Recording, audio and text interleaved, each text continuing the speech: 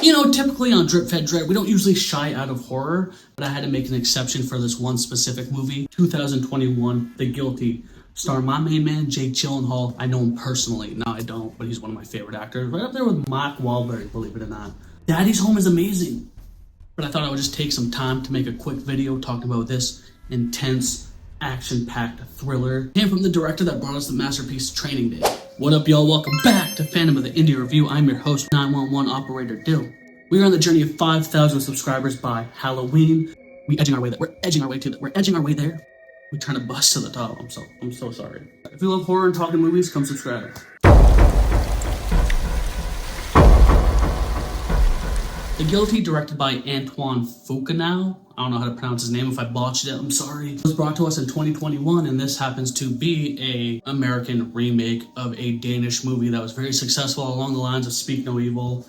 That movie was, I believe, Danish as well, or a foreign film that blew up, was horrific and haunting, and then America remade it the best they could.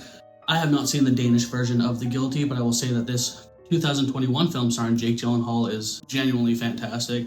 It focuses on a 911 operator during the catastrophic wildfires in California. But the thing with this man is that he is not your typical 911 operator. He is actually a police officer that is kind of punished and demoted to be a 911 operator in the meantime of something personal going on in his life. And this is one of those rare movies where like it's a one set location, and even though it's filmed not continuously in one scene but in one area, it packs a punch and it is quite devastating and heartbreaking. Let's talk about the things I liked about this movie the most. It starts off with the performance, the actors' performances, especially because other than Jake Gyllenhaal's character, Officer Joe, there are a lot of characters that are voice actors. They're on the phone because, you know, he's a 911 operator, and I'm just saying they have some gut-wrenching, brutal performances. And this movie is also, though it's very tense and drawn out and intimidating at times, it has a great sense of humor. Joe is kind of a hard-ass, unlikable character that you don't quite understand why he's so guarded and why he's so disliked until the movie starts to progress. But during this work shift, it's like his last shift before the next day he has something very life-changing that's happening to him. And he just happens to get a call from a lady on the phone who appears to have been kidnapped. And this movie takes you on a journey that is quite provocative and genuinely gut-wrenching. Some performances in there from Ethan Hawke, who plays the sergeant, Peter Skarsgård, a phenomenal actor. He plays the main villain, if you will, and then a bunch of other actors that really carry this movie to the top and really make it very effective. I feel like movies like this, the pacing means everything, and this is like a jam-packed movie. It's an hour and a half, start to finish. It's not in-your-face force, but it just carries a consistent beat and rhythm, and it keeps you invested. There's not one time where you get bored or you're like, all right, speed it up. And Jake Gyllenhaal's performance as a whole is very heartbreaking. It's very intense. I feel like they chose the right actor for this movie. Small budget. I'm a fan of storytelling and character work more than I am action and guts and gore, believe it or not. I know I do a horror channel, but Jake Gyllenhaal's performance in this is absolutely fantastic.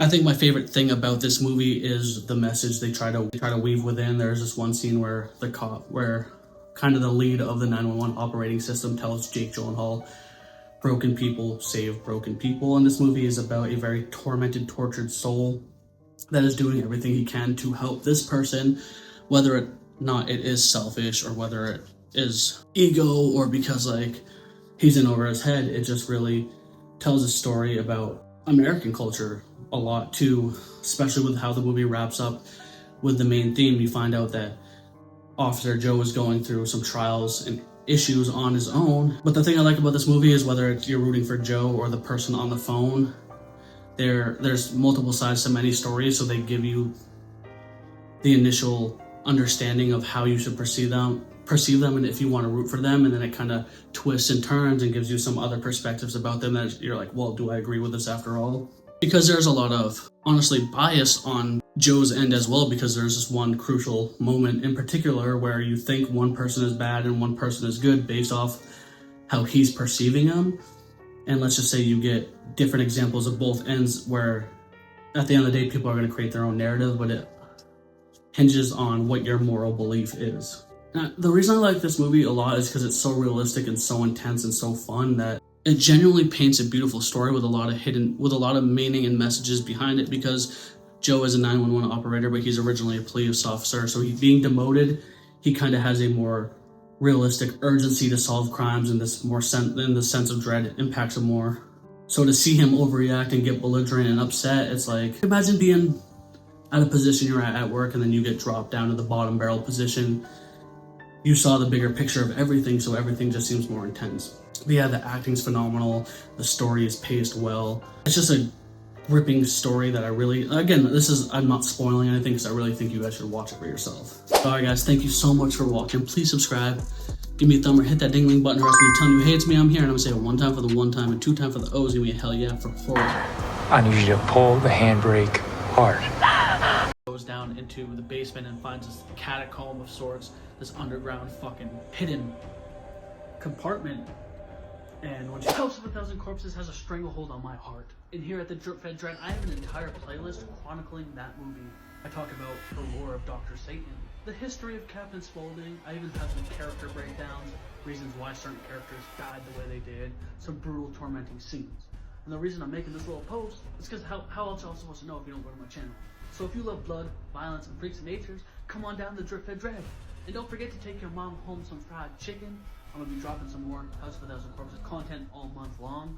I'm going to be talking about The Devil's Reject, Free from Hell, any Rob Zombie movie you want, and so much more horror. Come hang out with me.